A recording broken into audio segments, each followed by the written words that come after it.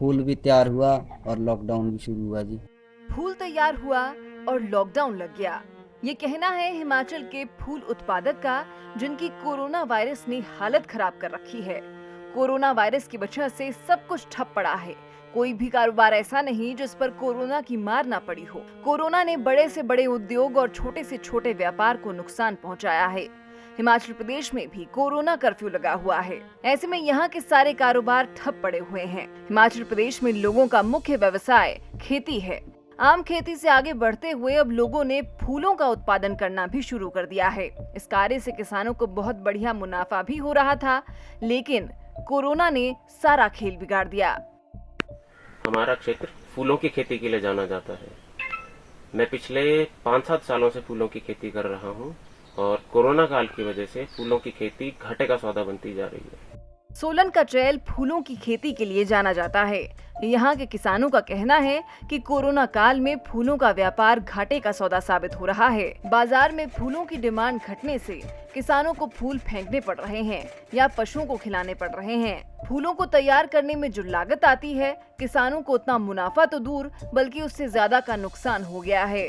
फूल उत्पादकों की सरकार से मांग है कि आर्थिक स्तर पर उनकी मदद की जाए। पिछला वर्ष और ये वर्ष फूलों की खेती के लिए बड़ा नुकसानदायक रहा है। पिछले वर्ष भी हमने अपने सारे फूल फेंके हैं। इस वर्ष भी अभी तक यही हाल है। पिछले वर्ष मुझे लगभग 10 से 15 लाख रुपए का नुकसान हुआ है। प्रदेश का फूल पूरे देश में मशहूर है और यहाँ से अधिकतर फूल दिल्ली जाता है।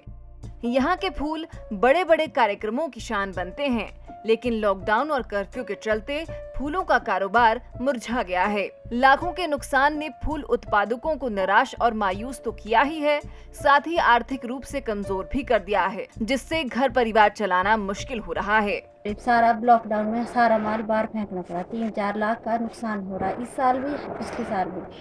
प्रदेश में प्रतिवर्ष 100 से 150 करोड़ रुपए तक फूलों का कारोबार होता है, जो पिछले साल नहीं हो सका था।